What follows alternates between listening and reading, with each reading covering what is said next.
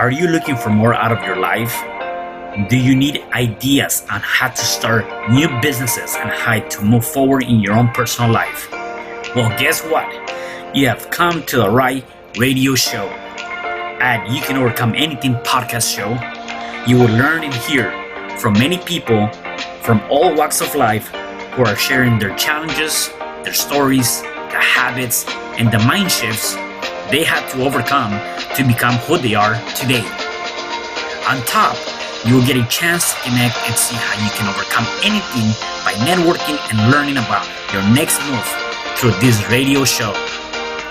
I present to you our great speakers at You Can Overcome Anything podcast show with your host, Cesar Espino.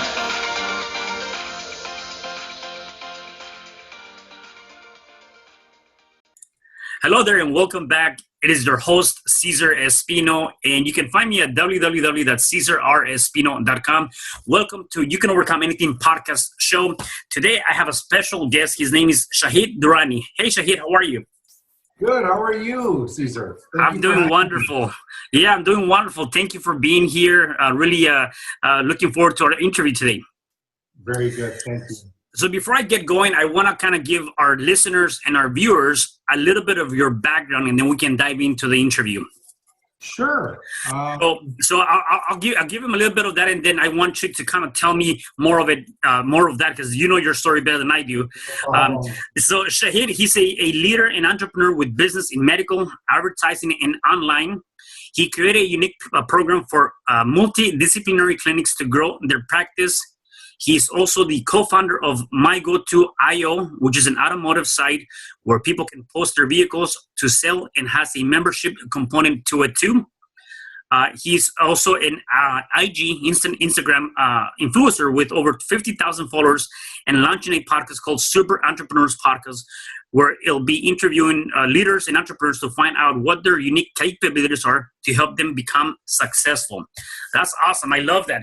So take me back to maybe where you're from and tell me back to when you were growing up. Sure. I was born in Thunder Bay, Ontario, in Canada. To extremely hardworking dad. My mom was a stay-at-home mom, and I was about 2 years old, I think, when we moved back to Toronto area. And then, growing up, my dad always traveled a lot because of his career. So, whenever it was safe, he would take us. So, we lived in different places. That dream come true, by the way. So, nice. Yeah, but I was growing up hearing it, and I always started imagining every time I saw a business that I want to own that. I want to own that and all that kind of stuff. And I think the reason was so I could be more with him, because he would travel so much because of the job. So I thought that was the reason. If we had a career, if we had a business, he would be with us together all the time, right? Because he would go 3 weeks up to like a year, at times. So it was very difficult.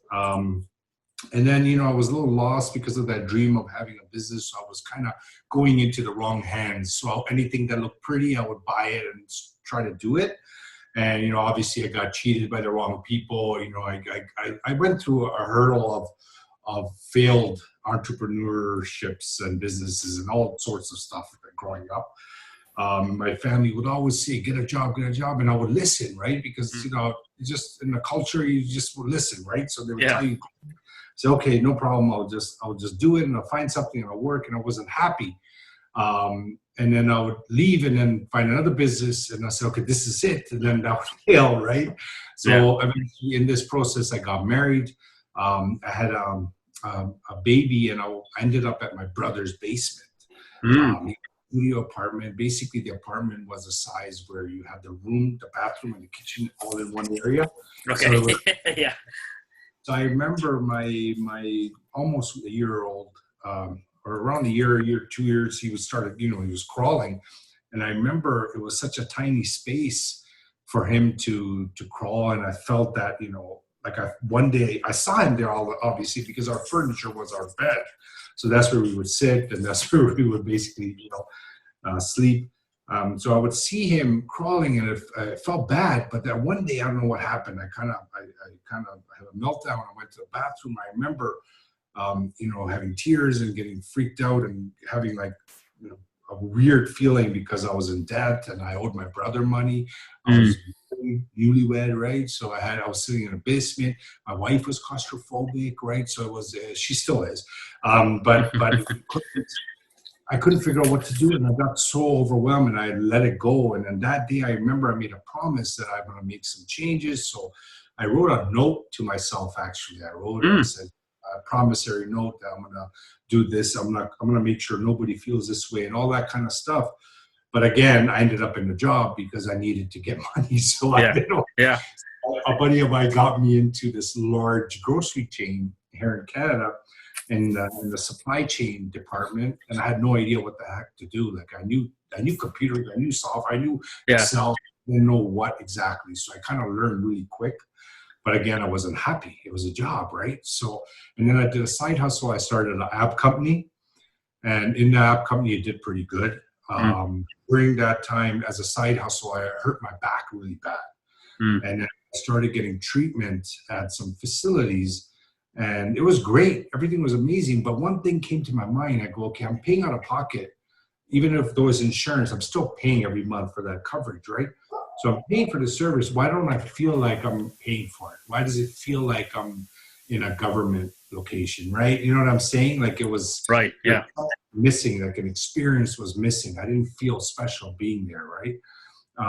But the treatment was good. The facilities were great. Everything was great. It's just that experience I'm talking about, right? So I started saying, you know what, why not get into this business? So I started researching. I had no idea about medicine. I don't have a background in medicine. I don't even know where to start, right? So I started looking into it. I did research every night, into this. And then finally I found a place for sale. It was a foot clinic. So I got my brother to join me and we bought it. And we kind of transformed that foot clinic into a multidisciplinary. So we did like physio, chiro, everything in there, right? Not just one thing, not just feet. And from there, I was kind of relying on the traditional means of all the training I was getting and the questions I was asking colleagues is what am I supposed to do? They said, okay, do this, put a sign up, put physio, massage, chiro, and all that kind of stuff, right?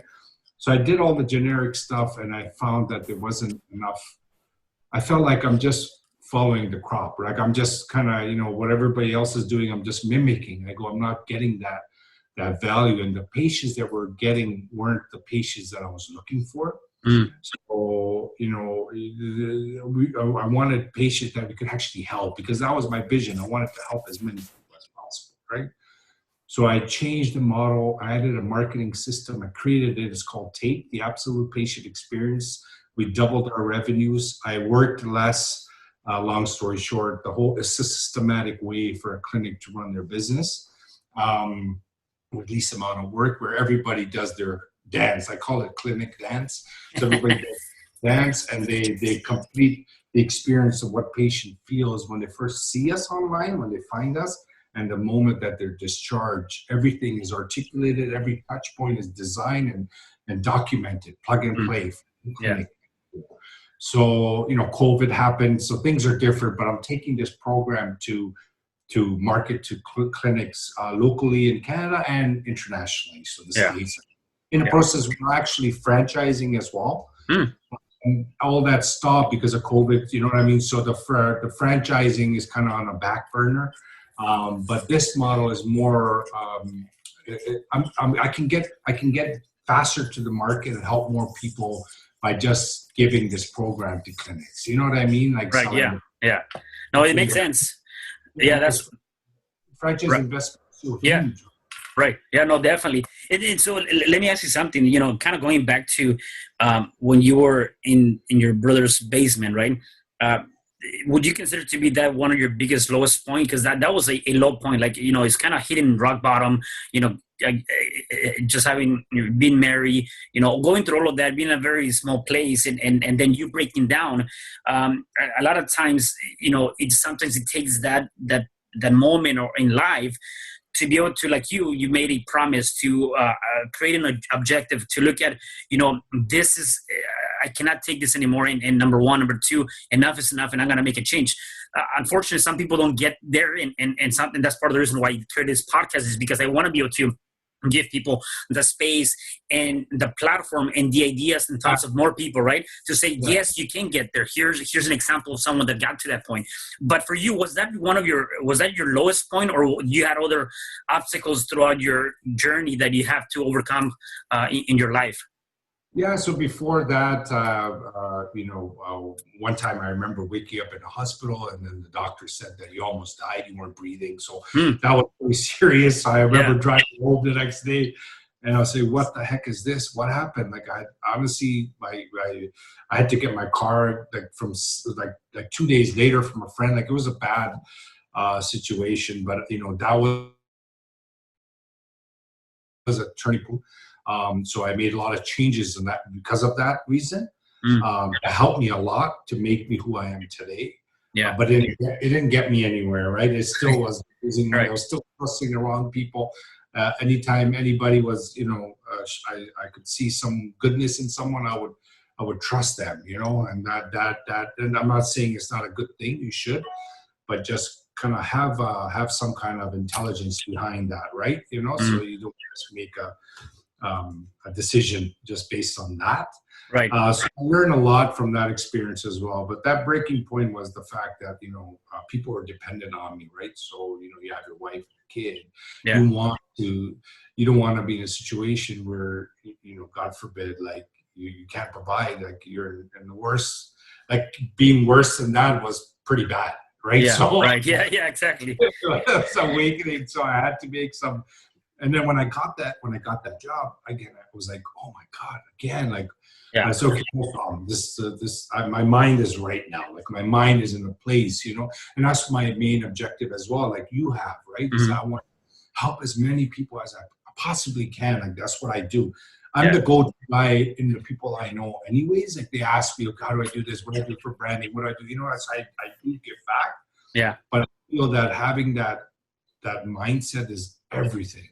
Having the way of looking at things, the way what you say, how you, like the amount of smiling you do in a day, like these kind of things accumulate to who you are as a person that reflects what you do, right? It's the outcome that you get from that, having that help and that vision and that support by people like yourself, and how I want to do as well. It helps people, right? They kind of see. I never even looked. I spent money on coaches and all that stuff, but I didn't. I wish I had. I wish I even realized there must have been places back then where I could go and listen to someone and be a part of that community and feel something, right? But I never even looked. I just looked amongst my friends, right, that was around me. But like what you're doing, like this kind of things is so valuable because you're impacting more than yourself. Right. Oh yeah. Family, right? You're impacting outside of your circle where you're affecting someone's life in a positive way. Yeah, no, definitely.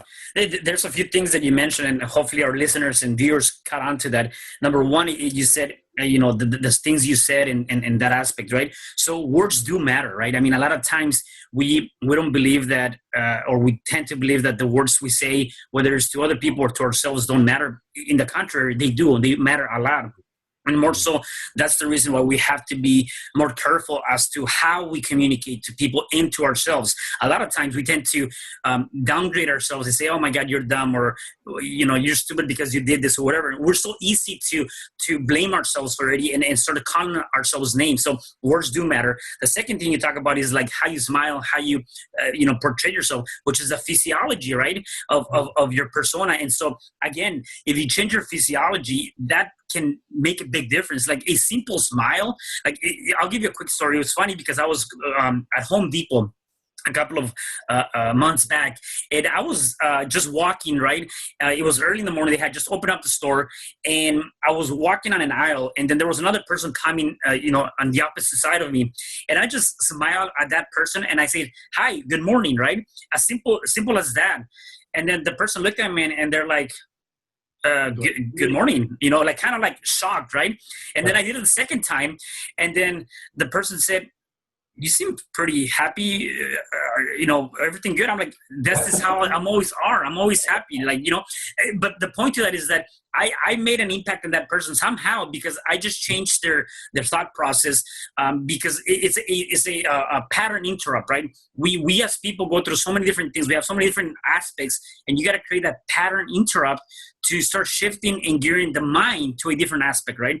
So I love what you mentioned in terms of those two things because they're huge, and we just don't see it though. It's like it's a big part of ourselves on a day-to-day basis, right?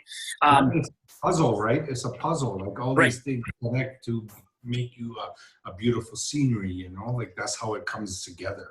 Yeah, definitely. So with that, what do you believe, or what are your thoughts in terms of feeding your mind with, I call it with the right ingredients? What is your thought and belief on that? Because obviously going from a low point and saying, I need to change, that had to not just be doing action. That's definitely one part of it. The other part of it is mentally you have to be prepared for that. So what is your belief on that? So basically, I feel people like you and me and anybody that helps the society and community to think this way is way bigger and way better than any pharmaceutical company can ever be. Like what we do and what that frame of mind is. If you have that right, there's people there's so many stories that they fought off cancer, they fought off, just by having the words, the thoughts, like all these things, the energy is so powerful that it can affect, like look at kids, like you never know if kids can understand how you are, like parents. You can pretend any way, you laugh at the joke with them, but they know if you're going through something, they feel that energy. And when they're older, they talk about it. Oh, my parents, that is true. Like, what the heck? Like, what do you mean? It's amazing. Like, we were having dinner every night, everything was fine. Like, what are you talking about? They knew there was financial problems. They knew they could feel it, they could sense it. Maybe they heard it sometimes too, right? But that energy is so important for yourself and the people around you. That smile you did in the grocery store has taken a step forward beyond your boundaries, right? Yeah. And now it's his bucket. So how he takes care of that gift means everything, and the smiling thing, like I do a lot. I do end up with a angry face. My son always says, he goes, why, what's going on? Because at times when I'm thinking, I say to them, I get in a different zone, right? But I try to always, if you're like feeling depressed or feeling that, and we're all human, right? Like we will feel those things. No matter what you have, no matter what you do, everybody has a set of problems, right? So just by smiling and thinking about yourself being in a certain environment where you were extremely happy, those two things you do at that moment for 5-10 seconds, you're out of that. Like you're totally gone. You're moved out. Like you're in a totally different state, So my thought is that's where it all starts. Excuse me. Yeah. Is in your mind. Yeah, no, and that's actually pretty true because I myself have found myself doing that a few times. Like you said, we're all human, and even though people like you and I, we continue to work and we continue to work on ourselves and really develop that mindset. We still go through, just like anybody else, we still go through some challenging times or down moments, right? The difference is, and I think this is where people need to start working towards and really creating that foundation, is that we've taken tools or we've looked at different aspects of how can we change a negative state of mind into a positive state of mind by doing different, like you said, just smiling or just bringing positive thoughts or whatever the case be, to create something to make that change. People that haven't, I guess, discovered that or have not gone through that, they don't know how to get out of that, and then they stay mad or angry or whatever the negative emotion with them for pretty much whatever period of time, right? And so you got to be able to find ways to shift that. So with that, what are some things that you do on a day-to-day basis or that can help you stay in that positive mindset? Do you have any particular habits or any particular, Tony Robbins refers to them as rituals that you do on a day-to-day basis? You remind me of that. So for a very long time now, I know Tony does too, but I have to take a morning cold shower. And I live on a property with the well water. Yeah. So our temperature in the winter is like yeah, I can only imagine. Yeah, I tell my friends, they say, what the heck is wrong? Like, how do you do that? I go, I don't like it, but I do it because my day totally, it's a different type of day. Like that one. Another thing I do is one thing I put in my mind always, and I remember, is naturally human beings, the studies show, naturally human beings are 90% negative and 10% positive, naturally. Right? So your human, your genes, your everything about us is generally very easy for us to look at something negative. So but it's part of the mindset. So when I know that, I try not to go that way. You know what I'm saying? So I fight it. So I overpower that. And once I realize I'm naturally supposed to be 90% negative, I know how to fight it because I know the problem. So I know how to go. So that's how I deal with it. So I say, no, 10% negative, and then, then 90% positive, right? So I change it that way.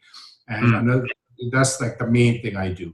I always remember that, right? I always remember that because I control it. Everything that we do is we control it, So like a long time ago, I quit like smoking, drinking, and that was in my mind. My buddies, like I've been doing it for my whole life, and they say, "How do you do it? Like, what do you do?" I go, "It's just I know what I can control, right?" It comes down to a choice, right? I mean, drugs or patches, I just know I can do it. Right, and it comes down to a choice. I mean, although it may not the action might not be that simple, yet it starts with the thought in mind, and then it follows by you making that choice. I choose not to smoke anymore, and then even if it's going to be hard to take that action, I'm gonna stop putting the cigar on my mouth or whatever the case may be. So it comes down to that action a lot of times, right? I believe in anything that we do. Yeah, and that's part of that commitment that I learned how to do when I left that basement is that promise, that word. Yeah. So I developed that. So I'm generally very whenever I say something, I'm very strict about making sure I do that. Like I'm very focused on my word when I say. If I do say it and it didn't work out that way, I will bring it up. I'll say that, okay, I know I said that, but sorry, but this is what happened, right? So I'm very anal like that, right? So that's why what I do is when I do something, and it's very easy for anyone to do this. So if you actually make a commitment, because if you break a promise to yourself, there's nothing worse.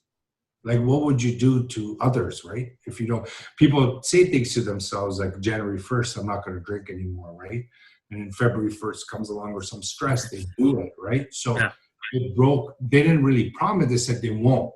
But if they actually take a piece of paper, they write a sentence, they sign it, they get a witness, they declare, like they actually say they made a decision, they gave themselves their word that they're not going to touch this. And that's how I got rid of it, because I can't break my word to myself. I can't say sorry to myself. Like that's that's next level. I cannot break my word to myself. You know what I mean? So that's how I become really focused. And that's the same thing when that basement, I made a commitment. I made a promise to myself. I can't break it. I can't make them go through that. Right? I really like that. I never seen that or heard that. And that's actually pretty awesome, where you're definitely getting into, you're entering into a contract with yourself, and you breaking that. It actually takes to the next level, like you mentioned, and that's your integrity. That's you. Like if you break that commitment to yourself, like in anything in life, right? If you're an entrepreneur, then how can people trust you in your business, or how can people have that within, that trust within you? You trust yourself. Exactly, right? So I really love that. I mean, I definitely love that, getting that that commitment, getting it signed, getting a witness, because at that point it's like, okay, you're not only going to let yourself down, you're going to let other people down, because you got people that pretty much are witnessing that event. Which that is like total lie, you know what I mean? So you don't want to do that, right? So that's how I found. That's what I always recommend people do. So I first asked, like, do you take commitment seriously? Like, when you say something, do you take that serious? Almost 100% of people say yes, right? They're very focused on what they say, and they never break their promise. So then when you say to do it this way, it really does help. Even if you break and you make a mistake, there's a wedding, whatever, right? So it happens, right? But as long as it's not a habit, like if you do it once, make sure you're strict about that commitment. That's why I found that paper and assigning, it has that next extra layer for you not to break it. Yeah, it's funny because I forget the statistics or something like that. However, we as human beings, there's a bigger commitment, going back to commitment, when we say something and then we put it actually on paper and we write it down. There's kind of, like you said, that double layer. So that can be the same thing for like anything, right? You have it on the mind, you have it on the writing. So it could be the same thing, like not only just making a commitment. If you're trying to lose weight, don't just say I want to lose weight or I want to lose 10 pounds. Write it down. And I tell people, I tell people a few things. Number one, you want to write it down. Number two, you want to make sure that you have a date against that, so you can track yourself, and it's attainable based on that date. And then the last thing is also write down things that are going to help you succeed that one action, right? So if it's losing weight, it might be, okay, I'm going to stop eating fries. I'm going to work out once a day, whatever actions you have, and then put a date against that. And write it down. I mean, it's not just, it's good to say it, but you have to put it on paper, because then the way your mind and everything works is more powerful doing it that way. It solidifies it, right? Like the same in business. You know how you do NDA and you do all these agreements. Yeah. Honestly, who really goes back after anyone? Like they're just it's really on your core beliefs and your handshake and your values is what matters, right? So the whole purpose of that is just to kind of that feeling of, oh man, I made a commitment. Like I signed on that. Yeah. Right. So I think it's more that signing is what matters more than the actual agreement, in my point of view. Yeah. Yeah. No, definitely. In your beliefs, how do you define success? I define success with happiness. So if you're, if you have, you could be successful. You could have a lot, right? And then, for example, if you have a drinking problem, and then if you're like drunk all day, and you have all this money, it doesn't mean you're happy. Like you could not, you know what I mean? So it's not really money. It's about how you feel, how you're happy, what you have, being content every day, right? Thinking about today. So today, what am I grateful for, right? What do I have? Just being happy, what I want to attain.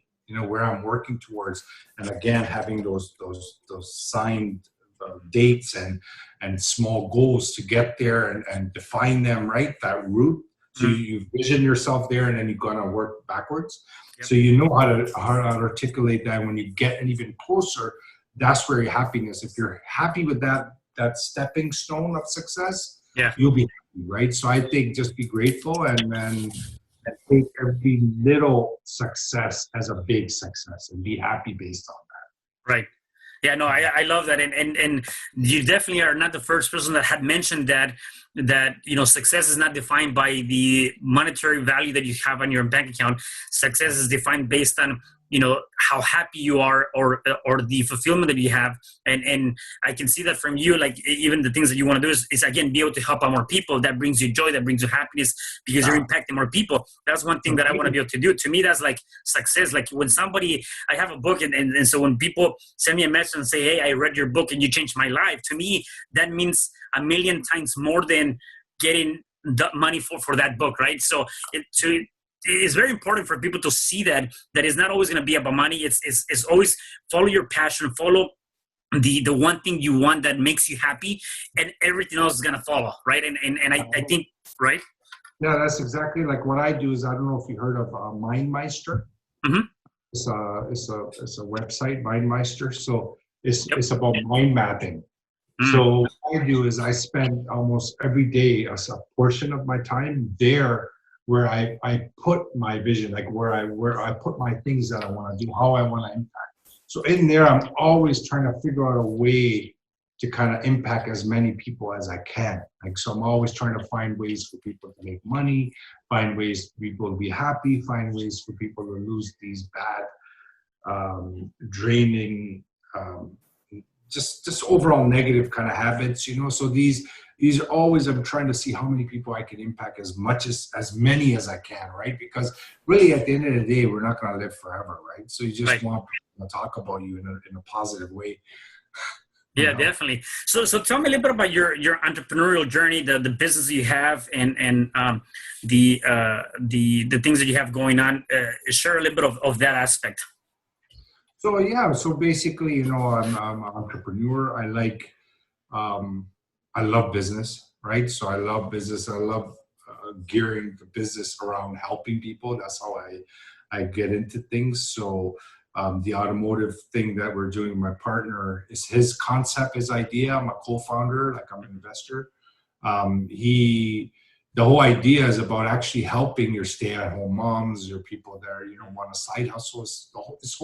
His design is based on that, right? So that's why I'm happy about that. The clinic, it was helping people with chronic problems, severe problems. We didn't really even look at acute that much. We will take it, but our whole model is behind taking people that are suffering and they don't want to get a surgery or eat medicine.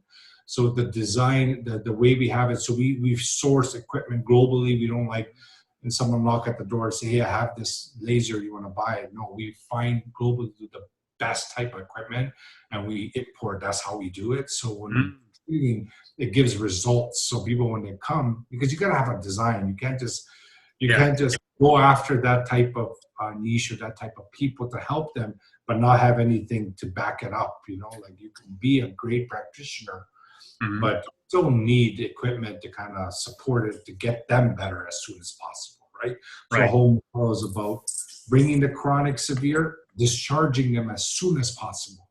That creates a raving fan, right? So we don't try to maximize benefits and all that kind of garbage. We just focus on getting them better as fast as possible. And then the marketing, the online, the vision, like what the brand looks like, everything complements it, right? So that's how I find excitement in that, to create those experiences in business. Right now, I'm working on some digital products. I don't want to get into, but there are digital products for people to kind of monetize, to make money from home. I'm very active on social media, on Instagram. I know there's a lot of people, personal brands especially, they kind of market everywhere, right? I honestly, I just stick with Instagram, and that's where I have a Facebook and stuff. I don't really LinkedIn, but I just usually do most of the efforts on Instagram. I will probably increase that in the future, but that's where nowadays, being at home, you're kind of kind of focused. I work more at home than I did before. You know what I mean? Like you get so much more done. A lot of people are saying they don't, but because I wake up early, so by the time the kids are up and everything, I get so many things done. So no, and part of that too, I think, is you have to enjoy the journey, right? You have to enjoy what you're doing, and then you become more productive. And when you don't enjoy what you're doing, you tend to drag yourself out and just kind of procrastinate or whatever the case may be, right? So that's like anything we do in life. Like we just need to make sure we enjoy that moment or whatever it is that we're doing, whether it's for work or for pleasure. Enjoy it, and it's going to be definitely more enjoyable from that perspective. Yes, yeah, exactly. Yeah. So before I let you go, I have a couple more questions for you. Number one, if people wanted to connect with you, where can they find you? Instagram. Okay. So it's official Shahid Durrani. So OFFICIAL SHAHIDDURRANI. Okay, cool. And I'll have that in the comments for people to check that out, so they can actually connect with you.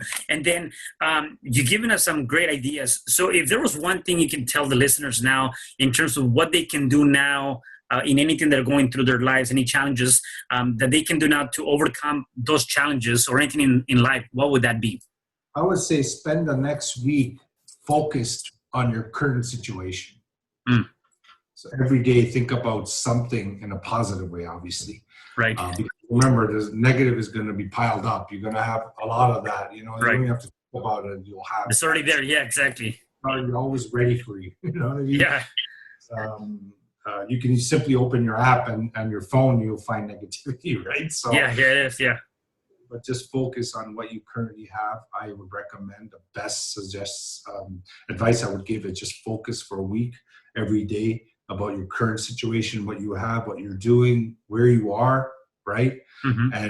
And really take that in, and then figure out, and then from there, where you want to go, right? What do you want to do?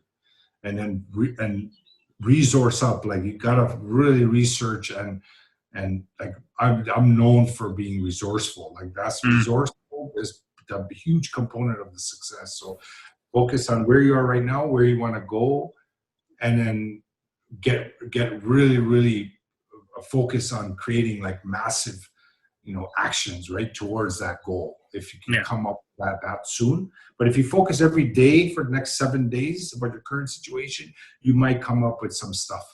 Got it. Yeah, no, I love that. So definitely, know where you are now, so you know where you need to go, right? A lot of times we forget about that. We have an illusion of, we think that we're in one particular place when we're not really there. So we need to understand where are we now, so we can take those steps to be where we want to be. So I love that. Definitely, thanks for sharing that. Other than that, I mean, I want to say thank you, Shahid. I had a really good time speaking with you. Anything else before I let you go that you want to say to our viewers or listeners? Well, hopefully I can have you a guest on my show too. Yeah, please, definitely. I would love to be there. Yes. Let me know when you launch. Yeah, for sure. Virtual. Yeah, exactly. Yeah, definitely. We'll definitely connect and get me on your show for sure. Yeah, for sure. Thank you so much, Cesar, and thank you to all your listeners. Thank you again, Shahid, for being here. And for the rest of you guys, please do me a favor, make sure you share, you like, you subscribe. Go check out Shahid at Instagram. I'll have that down here so you guys can check him out, connect with him, and follow him. And please stay tuned for the next episodes. And don't forget to comment and share. Have a good day. Bye. Bye. Hi, I'm Cesar Espino, real estate investor, business coach, and consultant, and author of the book, You Can Overcome Anything, Even When the World Says No. My number is 424-501-6046. In my book, I talk about making the necessary changes to shift your mind for prosperity and certainty. Pick up your copy at Amazon. I also love helping families with their real estate and can purchase your house fast and all cash. Follow me on Instagram, Facebook, and LinkedIn. My number is 424-501-6046. Thank you for having me today. I am so glad you tuned in to this podcast. You can find me at Spreaker.com, where you can like and subscribe. And to learn more about myself and my services, you can find me at www.CesarRespino.com, or you can also find me at Facebook under Cesar R. Espino. Once again, thanks for joining me. I am looking forward to having you at the next episode, and know that you truly can overcome anything.